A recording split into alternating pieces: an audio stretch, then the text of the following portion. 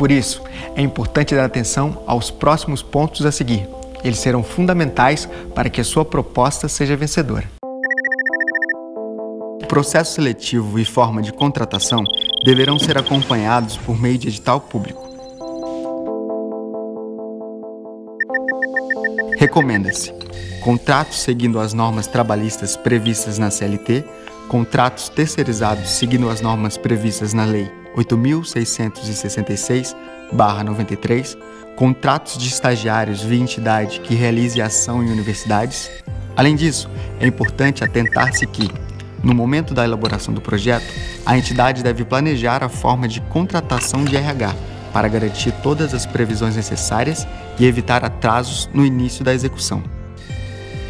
Não pode ser previsto ressarcimento de despesas a trabalhos voluntários. Aqui, você deve nominar e descrever os dados de cada núcleo e, quando necessário, dos subnúcleos que serão implantados. Os núcleos são espaços de convivência social, onde as manifestações de esporte e lazer são planejadas e desenvolvidas. Praças, quadras, salões paroquiais, ginásios esportivos, campos de futebol e clubes sociais são exemplos de espaços que podem ser adotados como núcleos. Esses lugares, tomados como núcleos, devem ser tratados como locais de referência. Na escolha dos núcleos, é fundamental considerar as regiões menos favorecidas pela política pública local de esporte recreativo e de lazer. Para cada núcleo previsto, é possível implantar no máximo 2 subnúcleos, visando diversificar as atividades, tendo em vista os limites físicos que cada núcleo possua. Porém, fique atento, a centralidade das ações deve ocorrer no núcleo com capacidade de beneficiar o maior número possível de pessoas. Já os subnúcleos devem servir de extensão do núcleo, ficando na abrangência do mesmo, e não em outros bairros. As atividades sistemáticas são aquelas com frequência mínima semanal, também chamadas de oficinas. Podem ser oficinas de atividades físicas, esportivas, lutas, danças, jogos populares, brinquedotecas, atividades de leitura, projeção de filmes. Essas atividades devem ser organizadas na forma de oficinas, com local e horário pré-estabelecidos. Durante o preenchimento do planejamento pedagógico, é muito importante que sejam previstas atividades sistemáticas, com duração mínima de 1 hora, nos turnos matutino, vespertino e noturno, incluindo finais de semana. As atividades assistemáticas são eventos de esporte recreativo e lazer, organizados de forma participativa, promovendo a integração entre os participantes dos núcleos, entre os núcleos e destes com a comunidade. Os eventos devem favorecer o diálogo entre as experiências vividas. A comunidade local deve participar do planejamento, da execução e da avaliação dos eventos de esporte recreativo e lazer.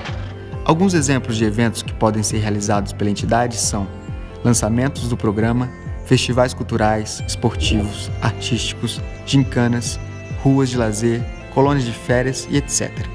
Todos eles devem ter caráter participativo e não competitivo. No campo Inscrição dos participantes, você deverá detalhar o processo de inscrição dos participantes, informando onde serão feitas as inscrições, quando serão feitas, qual será o instrumento utilizado. Você também deve se atentar para a forma com a qual será feita a divulgação das inscrições, para que o maior número de pessoas tenha acesso ao anúncio da abertura do processo. O convênio pode usar várias ferramentas para divulgação e propagação das ações desenvolvidas no programa. Você deve preencher o planejamento pedagógico, detalhando quais serão as ferramentas utilizadas e as ações de divulgações das atividades desenvolvidas. Entre as atividades, você pode utilizar ferramentas como redes sociais, blogs e vlogs, sites e portais, boletins informativos, jornais e revistas, rádio, televisão, e-mail marketing, carros ou bicicletas de som, cartazes, outdoors, banners e faixas. É muito importante que a entidade faça uma boa divulgação do programa para que consiga atingir as metas de beneficiados previstas. A formação de agentes sociais, coordenadores e gestores é considerada o eixo central dos programas. Nesse sentido, o Ministério do Esporte desenvolve em parceria com a UFMG módulos presenciais de formação durante a vigência do programa. Porém, é de inteira responsabilidade dos parceiros o desenvolvimento sistemático da formação em serviço. A formação em serviço Objetivo o aprofundamento de conceitos e conteúdos sobre o esporte e o lazer, além de propiciar momentos para o planejamento e avaliação das atividades sistemáticas e assistemáticas desenvolvidas. Neste campo, você deve descrever detalhadamente como será realizada a formação e serviço. Esses momentos de formação devem ocorrer durante todo o período de duração do convênio, com reuniões semanais para estudo, troca de ideias, planejamento, palestras e oficinas em cada um dos núcleos sobre a responsabilidade de organização, financiamento e realização da entidade conveniada. No acompanhamento do projeto pela entidade proponente, descreva como a entidade acompanhará a execução do projeto, informando a rotina, metodologia e os instrumentos aplicados junto à equipe contratada e aos participantes.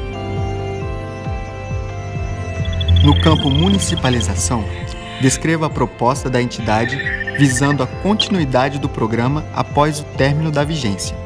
Você deve apresentar propostas práticas para a continuidade do programa.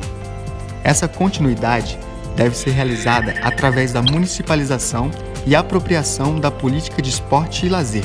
Nesse sentido, o PELC e o Vida Saudável são considerados importantes instrumentos pelos quais o Ministério do Esporte dispõe de suporte estrutural e pedagógico aos municípios, para que, após o período de vigência dos convênios, possam conduzir suas próprias políticas públicas de lazer e esporte recreativo.